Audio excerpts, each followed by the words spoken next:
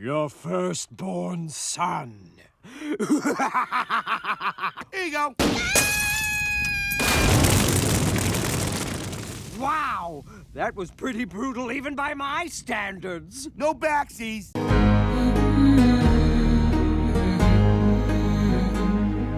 Greetings, fellow mortals. Just a reminder saying it's just my opinion is for cowards. One of the best action series to come out in the last decade or so is John Wick. Now, this is true for a multitude of different reasons. Keanu Reeves is very likable. The choreography is unmatched in quality. The writing is very simple to the point of outright laughing at someone who would want an in-depth explanation of anything that's happening at all. Finally, the motivation behind the events of the movies is very, very simple. I've only had Arlo for a day and a half.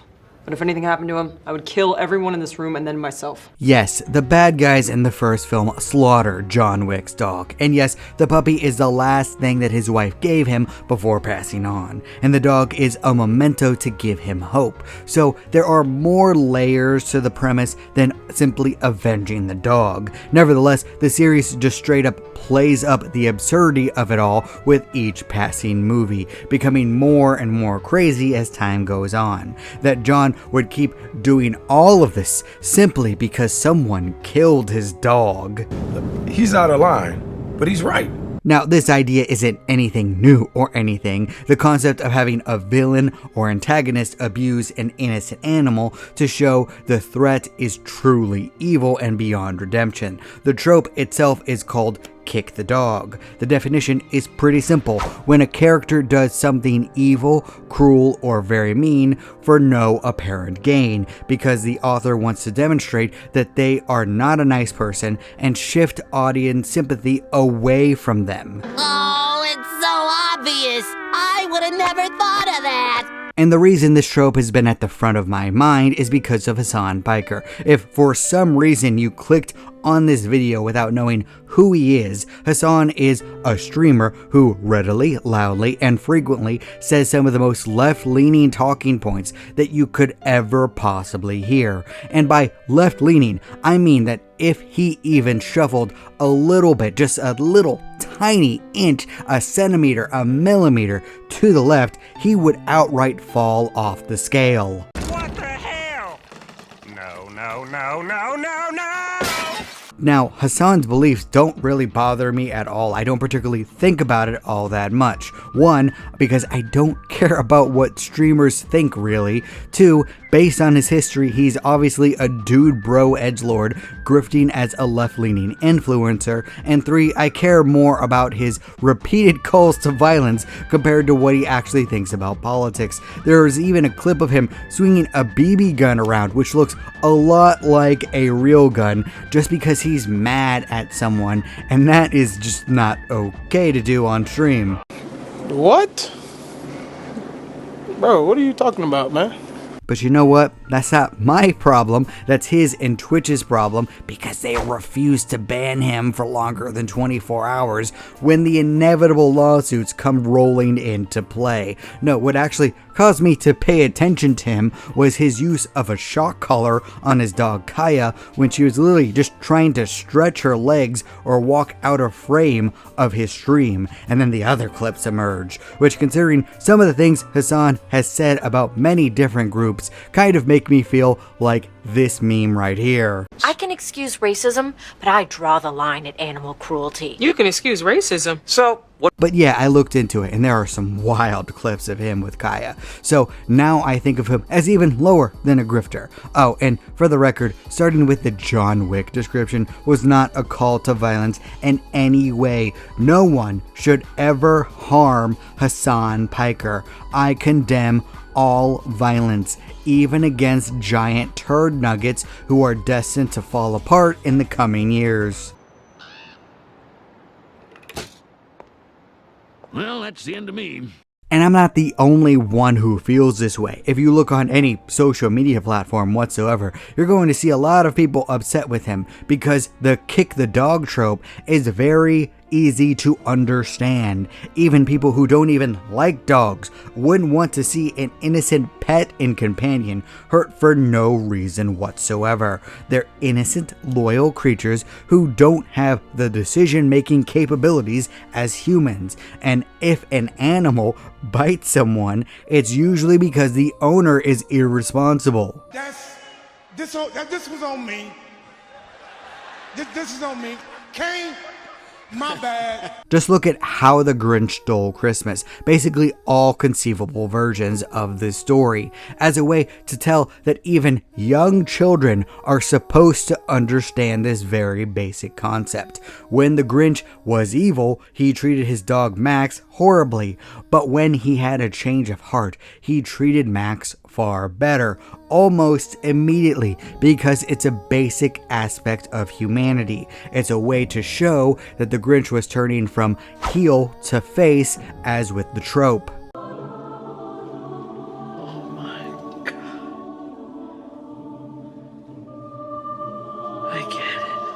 And it's not just dogs, it can be cats as well. American Psycho has Patrick Bateman contemplate killing a cat after killing a dog, a homeless man, and not to mention his various numerous horrific crimes against women. But the point of the argument is that all the cat was doing was purring in his arms, and he almost shoved it through an ATM. In the seedy underbelly of the internet, there's an unwritten rule, Rule 0.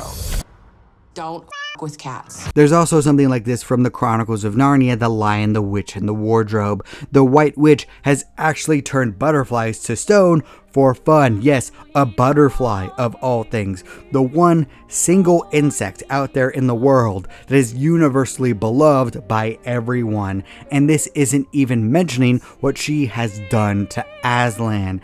As such, she is completely irredeemable in the story. And I am very concerned about what Greta Gerwig is going to do with her to make her a misunderstood heroine like Maleficent or Elphaba and Wicked. No! God, please, no! No! No! No! Speaking of Wicked, the entire plot focuses on the wizard blaming all of the problems on the animals and stripping their rights and freedoms away from them. And yes, I know it's allegorical. Yes, I know what the actual meaning is. But there's a reason animals were used in the story, especially innocent, sentient ones who never did anything to anyone at any point. And yes, I know it's a stand-in for real life. People in real life and online keep telling me this. You don't have to keep telling me this. I get it. I have a greater mental processing power than a potato, for the love of God. I get it! Speaking of which, the kick the dog trope doesn't actually have to apply to animals. It doesn't have to be allegorical. In storytelling, it also has to do with innocent people as well, or relatively innocent in terms of the tale being presented in the circumstances, like in Avatar: The Last Airbender. The good version. No, not that one or that one. Azula has been shown multiple times during her introduction alone that she will be rude to, belittle, or threaten people who present her with bad news, even if it's not that person's fault. Wow, you suck. There's also Game of Thrones, which is absolutely filled with this trope with a multitude of different characters. But if you want the absolute king of kick the dog, Joffrey is the top. He presents this trope in basically every single scene that he is in. He takes glee in other people's misery, from family to servants to just random people, because he feels like it, and no one can do a damn thing against him because he's the king. Yes, there's a reason he was the show's most hated character and why people cheered when he was finally killed off in the show.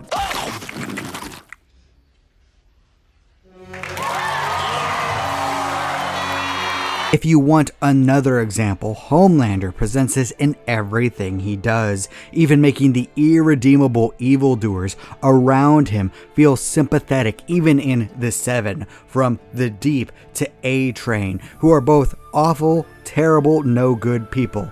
Just by making the Deep eat his pet octopus, Homelander makes the Deep sympathetic in comparison. But Homelander can also still somehow make you sympathetic of him, kind of, considering that the show would be outright unwatchable without him as the only entertaining and interesting character. This might be a case where the trope actually falls flat just because the writing falls flat around him. I can smell the failure! Or you could use my absolute favorite example from The Wire, a show with plenty of examples of kick the dog, so much so that I could probably make a 2-hour video just listing every single example I could even think of this one trope. But my favorite is the security guard who simply asked Marlo why he was shoplifting in front of him, to which the show later outright tells you that Marlo has the security guard killed for this simple show of disrespect.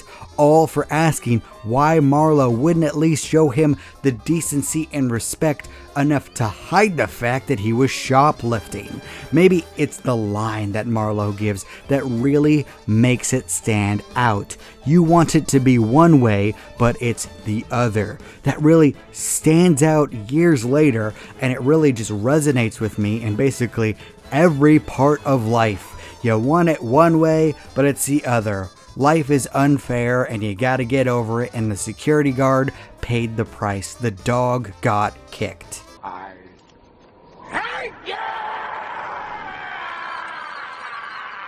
There's also a wide spectrum of this, from the self-preservation of Vic Mackey in The Shield abusing the rights of criminals and even other police officers, to the comical aspects of Gregory House from House mocking sick people outright, to the solidification of Coulter Beckett being irredeemable in Pirates of the Caribbean. Forget hanging people without trial, including children. He forced the Kraken to breach itself, something that even Jack Sparrow, of all characters, who hated the thing because it ate him, thought was a step too far. I may have gone too far in a few places. This is a basic tool from storytelling. Sometimes it's outright blatant to demonstrate that the character is irredeemable bad, to the point that it could be considered lazy depending on the circumstances.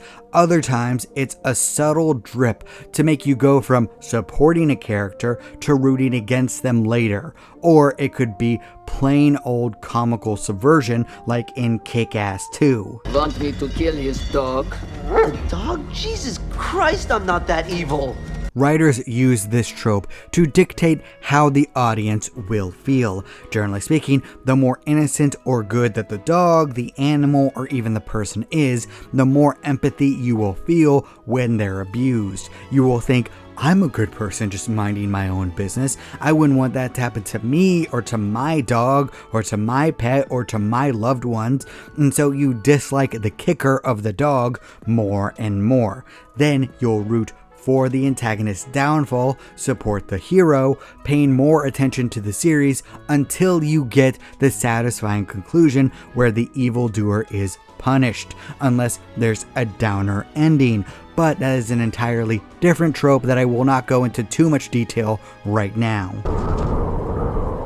Well, this sucks. And it goes into real life too. People have a visceral reaction to animal abuse, especially to beloved pets. But not just there, they don't even like to know about animal cruelty to the things that they eat. Hell, some people can't even eat meat because of that sympathy, because of that empathy. They'll even hate on hunters of all things, which are different, trust me.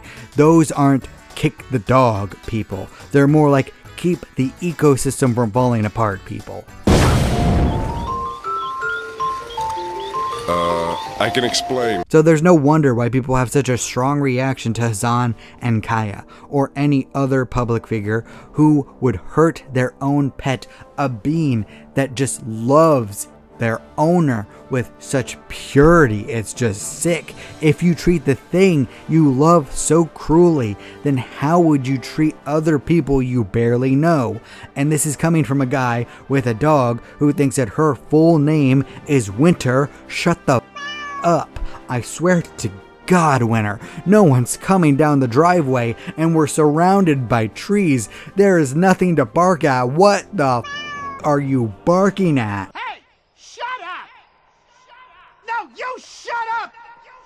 But I think there's a bit of a difference between telling a dog to stop barking at nothing and to use a shock collar on them for simply moving out of frame for a split second. There's a lot you can tell about someone based on how they treat animals and people in the service industry. I always have a saying, make sure to be kind to the people who touch your food and work on your plumbing. And it's a red flag if someone looks down on plumbers, because we will all be on our knees begging to God when our toilet explodes. Being cruel to animals and to these individuals is just a step too far. It's a line that if you cross, most people will give you a side eye at immediately. Wait a minute. Who are you? Kick the dog can be an effective writing tool, along with a way to judge someone in real life too. Not to say that someone is good just because they're an animal lover. I mean, my greatest nemesis in real life, wait, did I ever see him be nice to an animal before? And there was that one time in the snow. Okay, that's a bad example. It just worked out perfectly in my life. That doesn't mean that it works for everyone. Just because someone is nice to animals doesn't mean that they're nice to people. But still, you get the point. What? What does that have to do with anything? No. He's got a point. And does kick the dog mean that the character or real life person is doomed? No, I believe that most people can turn their lives around and be better. And I wish that for Hasan, because his life is going down a dark path, a boogie 2988 path. And I'd rather have more heartwarming tales out there instead of downer ones. So I wish all the best for Hasan if he works to improve his life and to please treat Kaya well, for the love of God. What is wrong with you? What is wrong with you? What is wrong with you? So always remember to treat the puppy, the kitty, or anyone else with respect, because all of this has made me super sad to the point that I have overhugged my pets, so they no longer want to be in the same room as me because they want personal space. But what do you think about all this? Am I wrong about Hasan and this trope? What do you think about Kick the Dog? Has it shown up in your personal life? I'd love to hear about it. Please leave a comment down below. And remember, if you disagree with everything I have to say, that is perfectly fine. After all, everyone is entitled to their objectively wrong opinion. Kick the baby. Don't kick the baby. Kick the baby. Thank you all so much for watching. You're still here? Good night, everybody. Thank you. You bye. Boom. Do not despair.